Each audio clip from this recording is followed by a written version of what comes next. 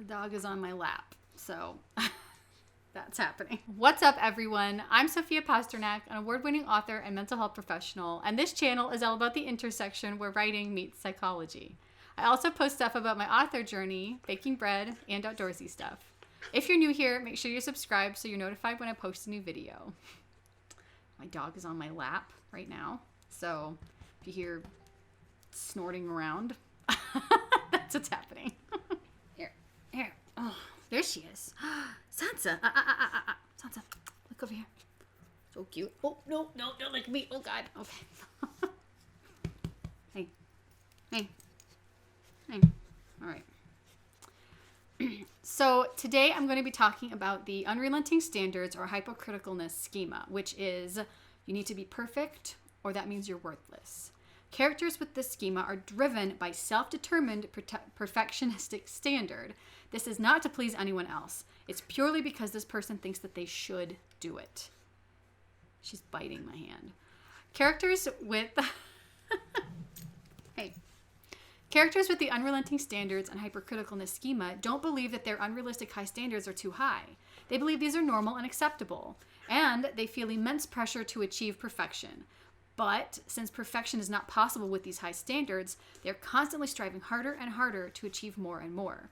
They're often emotionally and mentally exhausted because they have so much to do in order to achieve this unattainable perfection and no time to do it. This schema may begin in childhood due to parents or other attachment figures forcing extremely high standards on the character.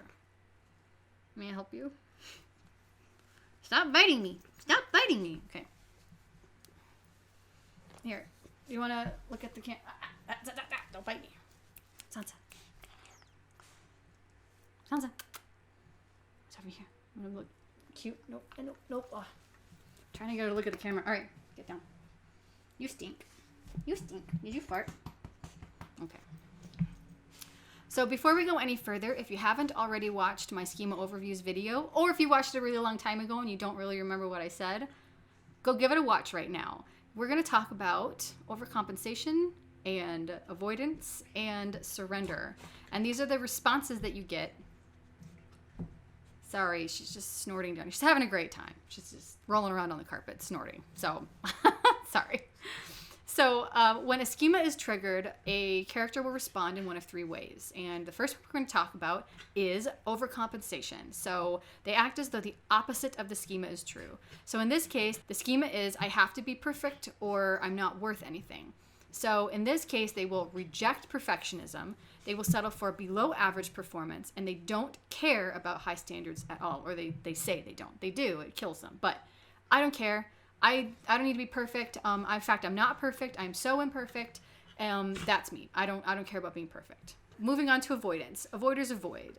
The schema does not exist, so they won't take on tasks. They procrastinate things until, way past the due date, and they will avoid any kind of situation that involves judgment of any kind, because if nobody is judging them, they can't be a failure, right? They can't be lower than that high standard that they've set for themselves.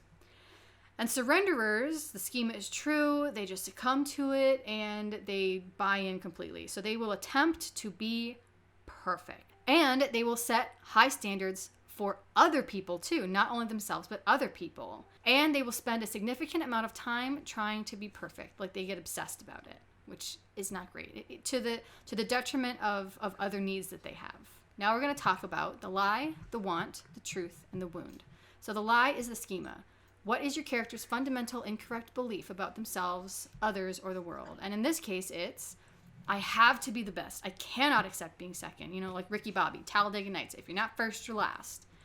There is constant pressure for me to achieve. Where's this pressure coming from? I mean, myself, but it's still there. I have this pressure. When I make a mistake, I deserve strong criticism. I deserve to be dragged. And then also, I'm a very competitive person and competing about everything. Now, the want is what your character thinks they need to be happy. And in this case, that's easy, right? I need to be perfect. In order to be happy, I need to be perfect. As soon as I am perfect, I will be happy. And we all know this is, there's no such thing as perfection. You can't be perfect. So they need, stop chewing. All right.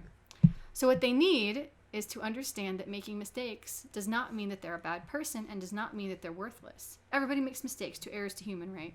To err is human. To err is human, but not in their opinion. To err is for other humans, and they need to realize that, nope, you're just a regular person. So the wound is what caused this belief in the first place. And you can have this in the narrative. You don't have to.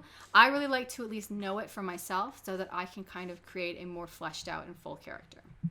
So now I want you to grab a piece of paper or some Post-it notes or open a Word document or write on your dog who's sitting next to you, biting your chair, and write down what your character's relationship is with the lie. Do you mind? I'm filming a video. You're louder than the kids. So what is your main character's relationship with the lie? And this means what kind of reaction do they have when the... knock over my computer.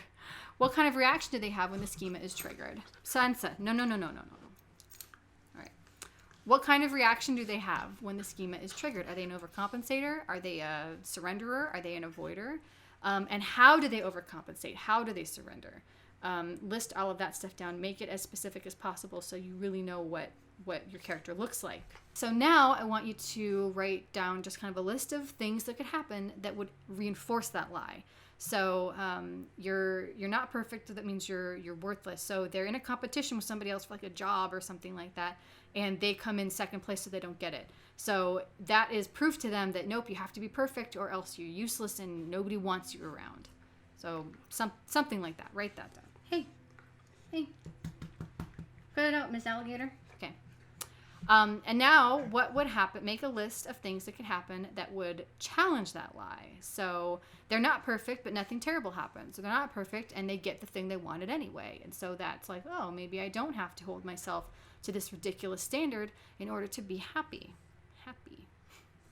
So save that list, keep those sticky notes, and later on when you're writing in your second act, kind of trying to figure out what to do, pull this list out and go, okay, I'm going to write a scene that reinforces the lie, and write that out. You don't have to keep it, but in writing it, you may discover something else that really helps you out, or you might keep it and it might become part of your manuscript. You can also use this technique when you're editing, when you're coming back through and you're trying to figure out, okay, which chapters, which scenes am I going to cut? And if you... She's chewing on my stool. So if you read a scene and you ask yourself, does this reinforce or challenge the lie? Does this have anything to do with the lie? And if the answer is no, get rid of it. You don't need it. Everything that you have should serve the lie somehow, should be either advancing or downing, should be advancing that character arc somehow. And if it isn't, it's kind of dead weight and it doesn't need to be there. So that's all. That is the Unrelenting Standards and Hypercriticalness schema, which is the idea that you have to be perfect or you are worthless. You're perfect or nothing. Sorry that my dog was in the thing the whole time. She's very excited to be here. So, all right, she's chewing on my chair again. Anyway, all right, so that's all. There's actually, after this, there's one more. There's one more schema, and then we were almost done. That's so crazy. I can't believe it. But anyway, this has been a fun journey, and we'll talk about that later. But, all right, so wash your hands. Black Lives Matter. Have a good day.